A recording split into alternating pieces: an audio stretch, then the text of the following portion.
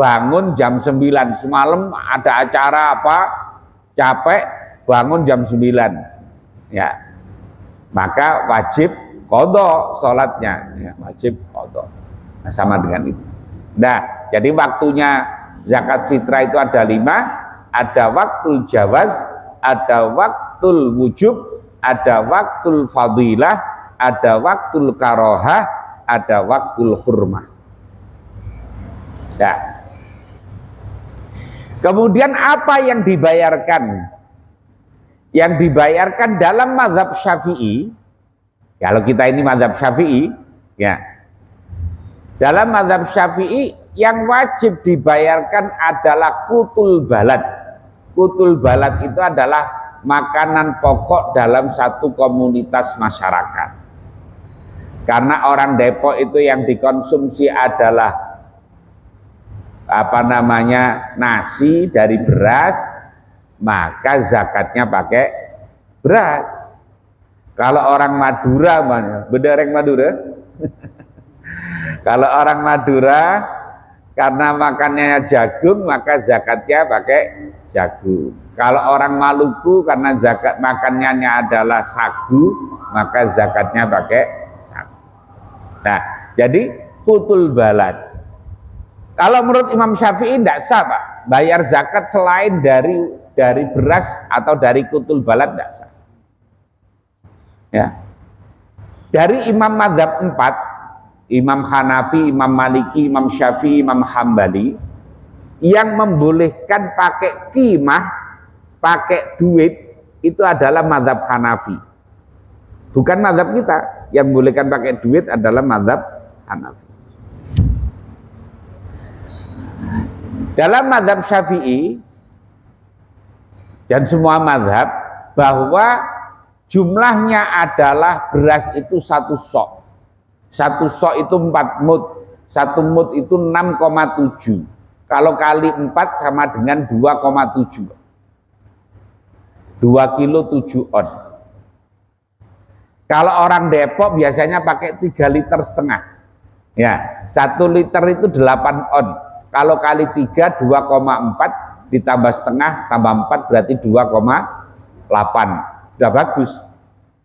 2 liter setengah. Tapi selama timbangannya tidak ada bendolnya bawahnya itu. Kalau timbangannya ada bendolnya di bawah, biar ditimbang ulang biasanya beratnya kurang. Ya, beratnya kurang. Adalah 2,7. Ada. Bagaimana kalau bayarnya pakai duit, pakai qimah tadi itu? Kalau ikut mazhab Hanafi, ya berarti boleh kalau ikut mazhab Hanafi. Tapi kalau kita mazhab Syafi'i tidak boleh. Ya, mazhab Syafi'i tidak boleh. Nah, kalau dalam mazhab Hanafi itu di dalam kitab Al-Fiqhul Islami wa Adillatu, di sana itu ukurannya kalau menurut Profesor Dr. Wahbah Az-Zuhaili itu di sana 3,8. 3 kilo 8 on. Jadi tidak 2,7 tapi 3,8. Berarti kalau liternya mungkin sekitar hampir 5 liter. Ya, hampir 5 liter. Nah, tapi karena sudah ada edaran dari Basnas, ya, sudah edaran dari Basnas, dari pemerintah, maka hukmul hakim yarfa'ul khilaf. Keputusan pemerintah itu menghilangkan perbedaan pendapat. Jadi kalau bayar, entah berapa sekarang itu edarannya itu, 45.000 ya, 45.000. Ya, monggo saja. Tapi kalau sebaiknya, kalau kita mazhab Syafi'i, ya pakainya beras saja. Lah, bagaimana ngadepin orang yang bayarnya pakai duit? Karena kalau duit itu cepat bisa hilang, Pak. Ya, kalau orang panitia itu kalau nggak amanah itu bisa duit itu cepat hilang. Kalau duit 100.000, 200.000 itu masuk gampang. Tapi kalau beras tidak mungkin, beras satu sak ditaruh saku nggak bisa. Makanya sudah benar kalau dalam mazhab Syafi'i itu pakai beras itu udah bener. Ada tisu, minta tisu. Itu. Nah, jadi maklum belum ngopi mulai pagi nih, Mas. Jadi nah,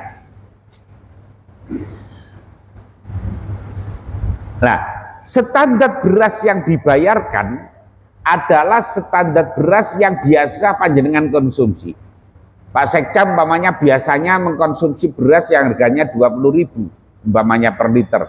Maka zakatnya harus beras yang senilai itu. Kalau di bawahnya enggak boleh, kalau lebih mahal boleh. Kalau lebih mahal boleh. Tapi kalau zakat saja yang harganya 15 ribuan aja enggak boleh. Kalau yang biasa dikonsumsi adalah 20 ribu. Jadi standar beras adalah standar yang biasa dikonsumsi. Ayo. Nah, sekarang yang krusial ini, yang penting. Jangan didengarkan. Panitia zakat yang dibentuk oleh masjid, yang dibentuk oleh musola, yang dibentuk oleh pesantren, yang dibentuk oleh sekolahan, yang dibentuk oleh majelis taklim, bukan termasuk amil, ya, tidak termasuk amil. Karena amil itu adalah man istakmalahul imam ala akhdhi wa ita'iz zakah. Orang yang di SK oleh pemerintah untuk mengambil dan mendistribusikan zakat. Itu amil. Amil itu yang ada itu Basnas, Pak. Itu amil. Lazisnu punya NU, amil. Lazismuh punya Muhammadiyah, amil. Rumah zakat, dompet duafa, Lazis punyanya DMI, itu amil. Tapi kalau panitia yang dibentuk oleh masjid bukan amil. Ya, bukan amil. Lah terus saya contohkan gini. Karena syaratnya amil itu berat. Syaratnya amil itu ayyakuna faqihan bi ilmi zakah. Orang jadi amil itu harus mendalam dalam ilmu zakat. Lah, panitia kita selama ini kan serabutan, Pak. Siapa yang mau kan gitu ya? Berapa orang, 5 orang gantian, tahun ini, tahunan ganti lagi. Dan kalau amil itu memang kerjanya tiap hari ngurusi zakat. Selama SK-nya itu biasanya 5 tahun. 5 tahun itu dia tiap hari ngurusi zakat. Tidak hanya zakat fitrah, tapi zakat mal juga. Kalau panitia zakat kan umurnya paling 15 hari. Mulai malam 15 di SK, nanti H-1 sudah bubar. Ya. Maka bukan amil. Yang kedua contohnya, kalau orang bayar zakat lewat amil, lewat Basnas, lazismu, sudah nyampe kepada mustahik. Karena amil salah satu dari sinfun minal asnaf ats-tsamaniyah. Karena amil itu termasuk innamas shadaqatu lil fuqara'i wal masakini wal amilina 'alaiha wal mu'allafati qulubuhum. Wal panitia tidak ada. Ya. Panitia tidak masuk, Pak. Ya. Panitia tidak ada. Saya tanya panjenengan, kalau orang bayar menyampaikan zakat kepada panitia sudah nyampe kepada mustahik belum? Halo guys. Dan nyampe belum? Belum.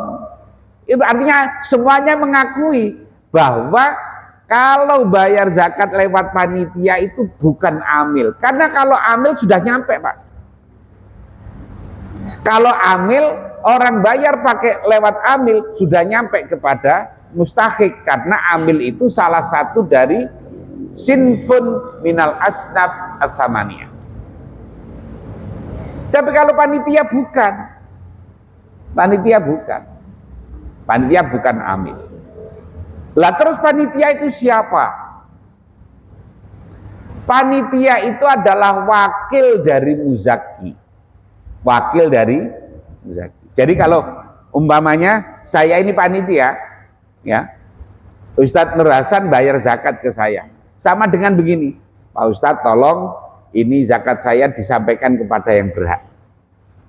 Saya mewakilkan kepada panjenengan untuk disampaikan kepada yang berhak. Itu. Kan panjenengan sepakat kalau orang bayar lewat panitia belum nyampe kepada mustahik. Tapi kalau kepada amil sudah. Nah, jadi amil itu adalah wakil dari muzaki. Wakil dari orang yang zakat. Karena wakil, Pak, maka panitia tidak boleh mencampur beras. Tidak boleh beras kok dicampur. Umpamanya gini, Pak Sekcam bayar yang harganya 20.000. Kiai Ahmad Ismail bayar yang harganya 19.000. Nanti Haji Ahmad bayar yang harganya 18.000. Ada yang bayar 15.000. Kemudian nanti disampaikan kepada orang dicampur. Kan sama dengan begini. Saya nitip Ustadz Nur Hasan, saya ini bayar zakat yang harganya 20.000. Kemudian ditukar oleh Ustadz Hasan ini, ditukar dengan yang harganya 15.000. Kira-kira amanah enggak ini? Enggak amanah. Karena wakil akad wakalah itu adalah yadul amanah. Maka enggak boleh mencampur beras. Yang kedua, alasannya adalah karena bisa jadi orang yang, contohnya gini, ini bayar semuanya. Kepada saya panitia, bayar sudah semua. Sudah saya tulis semuanya. Ternyata ada dari bagian ini, ada yang dapat bagian zakat. Nanti berarti tak kasih, ini saya campur, saya kasihkan. Berarti ada berasnya dia yang belum nyampe kepada mustahik, balik kepada dirinya. Makanya tidak boleh campur beras. Biasanya dicampur nggak berasnya? Karena belum ngaji ya, karena belum ngaji. Nah, berikutnya, ini harus diperhatikan ini. Berikutnya adalah panitia tidak boleh menjual beras milik muzaki. Contohnya gini, ada orang udah bayar, ada beberapa satu paket itu, ya paketan udah satu plastik itu. Ada orang datang bawa duit. Akhirnya, Pak, saya tidak nerima zakat duit. Lah terus bagaimana ini? Ya beli beras. Lah belinya di mana? Ini saja. Loh, punya orang kok dijual. Ada enggak yang model begini ini? Jual berasnya mustahik ini. Ada. Menjual berasnya muzaki. Ada orangnya mana? Di foto orangnya. Lah barang yadul amanah itu amanah kok dijual. Sama dengan saya minta tolong Kiai Ahmad Ismail untuk menikahkan anak saya. Kiai, saya mewakilkan panjenengan nikahkan anak saya dengan orang laki-laki namanya Muhammad umpamanya. Lah kok dinikahkan dengan yang namanya Abu Bakar? Kira-kira amanah enggak? Nah, sama dengan itu. Karena wakalah itu adalah yadul amanah. Yang ketiga, panitia karena bukan amil, maka tidak boleh menerima bagian atas nama amil. Biasanya panitia dapat bagian nggak biasanya? Atas nama apa? Bukan amil